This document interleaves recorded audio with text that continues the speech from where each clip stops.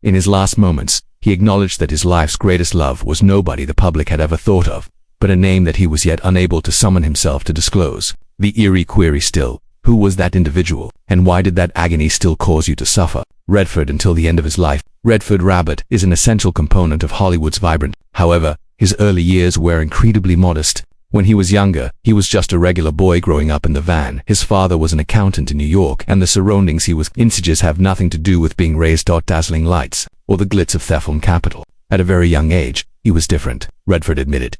He did not perform well academically. Exceptional, and he showed little enthusiasm in attending lectures. However, after Aha was holding a tennis racket, he didn't seem to let go at all. In addition to sports, he had a strong interest in painting in particular. At one moment, he was selected to act as the tennis legend's warm-up partner Gonzalez Poncho. Redford enrolled in the Colorado University, having great expectations.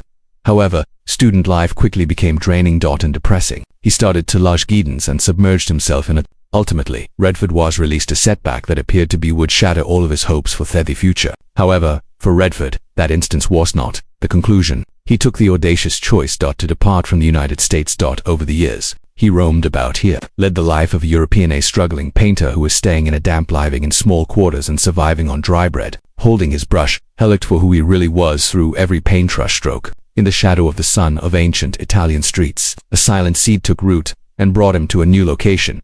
Enthusiasm for the stage. When he eventually came home, Robert Redford wasn't there, the forlorn, wandering young man he had been. Despite enrolling to follow his love at the Pratt Institute of Painting, a more powerful calling arose in the end. His journey took him to the American Dramatic Academy, and that's where Robert Redford's remarkable career as an actorially got started. In the same time frame, someone Robert Redford met changed his life that have both overpowering moments, joy, and a certain kind of discomfort that's similar to total collapse. Lately, he was still a young man in the 1950s. Redford, full of ambition, met Lola. In contrast to the glitzy celebrities, Lola was just 19 years old when she left Hollywood. Elderly, however, she had a calm, contemplative, and serene disposition that went much older than she was. To explain their romance, this is only possible if Robert resembled the disobedient wind of California. Lola was then the Comprovost harbor. Instinctively, he was unable to clarify. Robert Redford knew from a way that I needed this woman throughout my life. Throughout, spite of strong opposition from his relatives, they took a daring and careless choice to keep us safe. Two young people without money fleeing together from all types of control,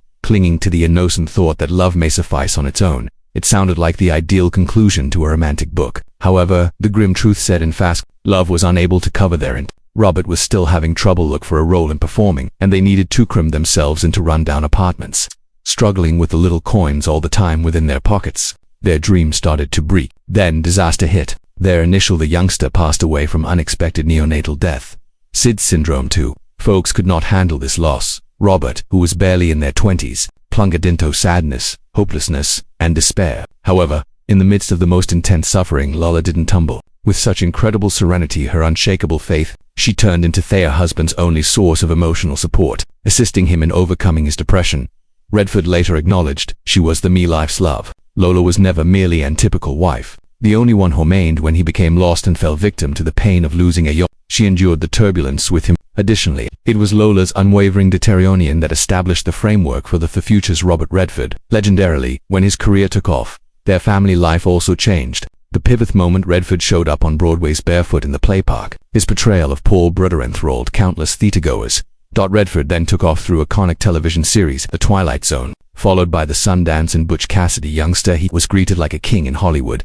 His name was summoned by the spotlight. Yet at the same time, he became more detached from his. Lola moved stealthily back inside the backdrop, bringing up their 3 kids, Amy, David, and Shona. With increasing demands and Robert being away from home for months causes cracks become impossible to maintain in their marriage. Disregard. Redford was driven by ambition to aim for even more success. He must set to produce art that will leave enormous influence outside of Hollywood but on the actual planet. His enthusiasm for he was so preoccupied with his profession that disregarding his family. Later on, Anne Redford said in the interview, I was so fixated on establishing my reputation that I overlooked the most crucial element, which was in my own house, right there. Even as when their union broke down, Lola was initially to assist him in creating the Sundance Film Festival. Without her support, Sundance might not have materialized into being. However, the fissures in their marriage never got better. After 27 years jointly, their romance reached a conclude in 1985 without requiring any lawsuits. Speaking to reporters, Robert Redford deemed it a wise and well-balanced choice. However, those remarks only covered up a lot after were reality.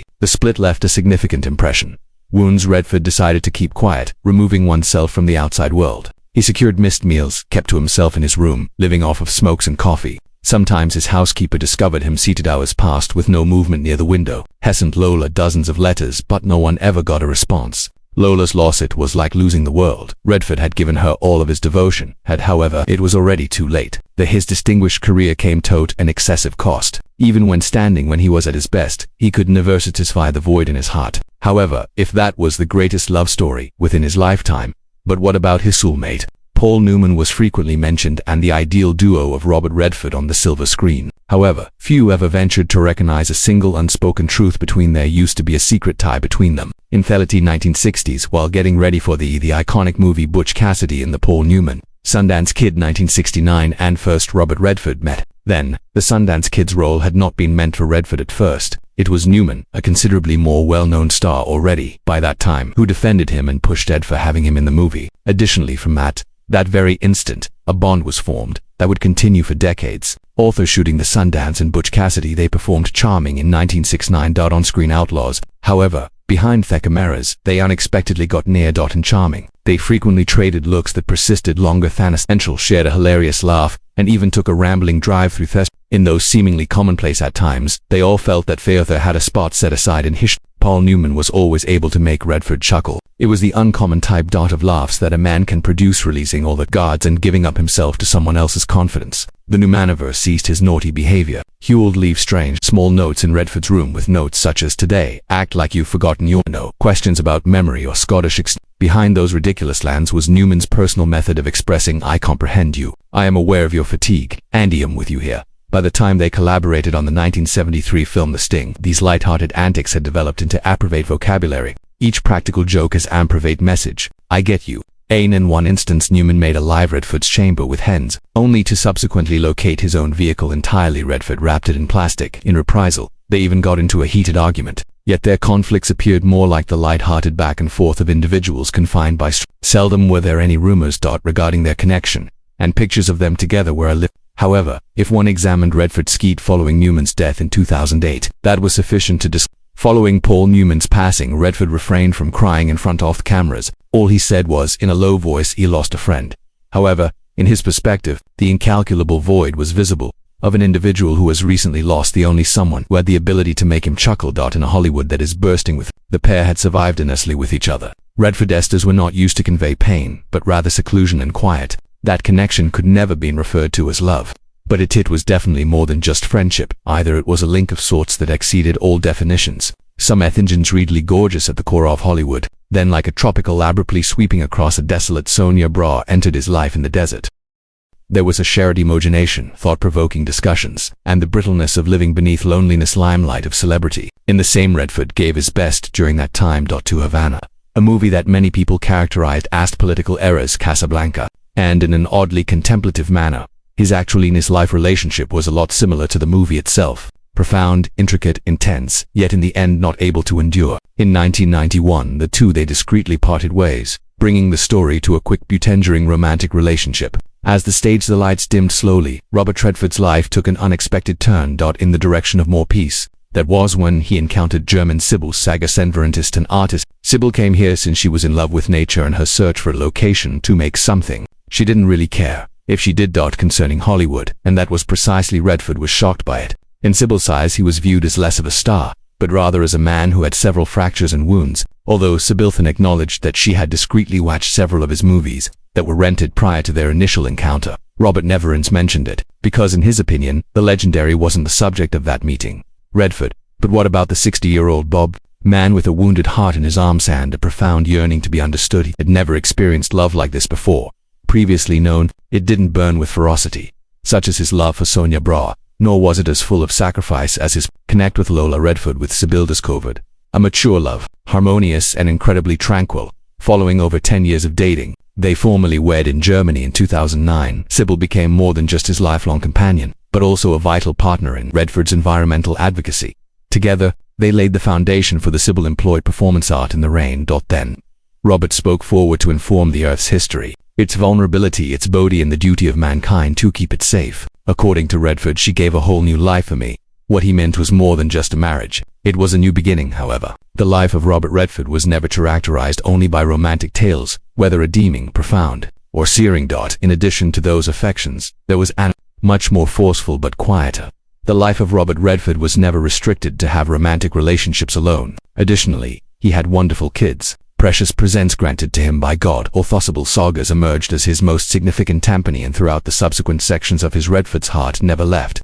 Life. Committed to his family. Overall, he had 4 kids. However, disaster struck far away. Prematurely. Scott, his firstborn son, died of unexpected newborn death. Sid's, when he was just 2 years old. That loss left a lasting scar that is ingrained in Redford's spirit, forming his perspective on life and growing the affection he had for his family. Theistic ancestry in the Redford's family did not end there. Silently, it permeated the following generations, each putting it into their own words. James's second son, Redford, was a strong testimony. He wasn't just a filmmaker but also an enthusiast. By way of narrating, James clarified important socio-economic issues, especially donating an organ is a very personally to him following 12 replacements. In addition to his James' father was a co-founder of the Redford Center, a non-profit committed to creating films that inspired the surrounding. Regretfully, in 2020, James's liver cancer death left behind an unfathomable gap in his hearts of parents. His oldest daughter, Shauna Redford, made the decision to live apart from the limelight. She works as a private painter, hardly ever showed up in public. However, each and every one of her pieces of art embodied the spirit of heart of her father, the same dad who's to be a painter before destiny took him elsewhere, into movies. Shauna wed author Eric, the author of Fast Food, Slower Country, and collectively they elevated their Mika and Connor to kids. In a home where values and creativity coexisted in unison. Conversely, his youngest Amy Redford, the daughter, welcomed her father's creative career was chaotic. Walked, however, rather than staying in the as a legend's shadow, Amy forged her own identity, filmmaking and producing, using movies as a tool and making music videos to defend the rights of women and to mirror her own maternity experience. In his later years, following his ordeals and extended periods of isolation, Redford's greatest happiness came from his 7 of them started acting like little flames illuminating his dusk life, bearing the echoes of people who were left while igniting optimism for a new future. One of them, Dylan Redford, was the grandson who inherited the passion for movies. Dylan once extended an invitation. Redford will provide a voice to and separate animated feature known as a Fantasia Fasciborchi, where Redford gave a dolphin a voice. As odd as it sounds, the reason behind that choice was a sense of youth inside it had never waned. Redford, this was in his 80s. Robert Redford is prepared to put aside the pristine facade of celebrity. To provide courage and motivation to the following generation. He became a living example. A true artist never stops because of this fact, respecting beauty, regardless of whether it comes from Hollywood or the naive aspirations of a grandchild. And that spirit might be the most exquisite last chapter in the life of artist Robert Redford, for his genuine legacy is not only found in the movies that changed the course of film history, but he opened the doors for the generations that followed him. The Robert Redford's enduring legacy. When Hollywood comes to mind, Robert Redford is frequently thought of as the picture of an elegant, sophisticated man. His penetrating blue eyes and golden hair representing the classic beauty and American film's alluring charm. Redford is still only visible via the lens of an actor would include, failing to see the and profound aspects of his remarkable career and life. For Redford was more than just a celebrity on the silver screen. He was a visionary as well. A bold producer, a director, and a tireless political activist. And above all, the creator of among the most significant cultural trends in contemporary Indian filmmaking. Starting in the 1960s, from the 1980s onward, Redford was the highest point in his acting career. He typified the cool-headed, sensible man who attained emotional depth, able to using nothing more to communicate a narrative story than a quick look or a small gesture without using hyperbole at any point in a movie industry full after. Redford's self-control and silence became their own language. Promoting him to the position of top achievers in his generation. Redford, however, did not merely take pleasure in the spotlight's radiance. He looked over at directing as well. As his first movie in 1980, Ordinary People, Amadeus Mark. The movie not only took home the Best Picture Academy Award, but also awarded Redford the Best Oscar. Director. This eerie investigation of the emotional scars inside a American middle-class family forced film that delves deeper into human innerness and demonstrated that Redford's vision went well beyond the function of a performer. After this achievement, he followed up with a number of highly regarded movies, including Aqua's Show, River Runs Through It 1992, The Horse Whisperer 1998 and 1994. Every one of his creations went beyond asking inquiries that lead to contemplation of humanity and civilization and urging viewers to foresee However, maybe Redford's biggest legacy is not his golden monuments or iconic parts, but he sparked a revolution. He established the Sundance Institute in 1981 in Utah, motivated by a wish to establish a sanctuary for up-and-coming filmmakers. Distinctive voices freed from Hollywood's comic equipment. What started off as a simple concept became a worldwide representation of independent motion picture. Sundance grew increasingly not merely a film festival. It was a place where genius is nurtured. Innumerable prominent filmmakers established themselves. Reservoir, starring Quentin Tarantino, Sex Lies with Steven Soderbergh, and Record Darren Aronofsky on video with P. and Chloe Zhao more recently with The Nomadland. Sundance demonstrated that movies need not be bound by financial gain, and that marginalized voices should be given a chance to heard. It was, and still is, a realiving evidence of the cultural revolution lasting influence of art, in addition to movies. Additionally, Redford fought tirelessly for surroundings. He rose to prominence. Participation in initiatives to safeguard national parks, fight climate change, and encourage sustainable growth. He spoke to a number of forums and was an active participant in the Natural Defense Council for Resources. Furthermore, Redford was always vocal about wider societal concerns, the significance of civic rights, freedom of the press, and the risks associated with politicizing art. He got up steadfast in his conviction that artists should not only amuse, but also support the duty to represent reality and advocating for constructive change.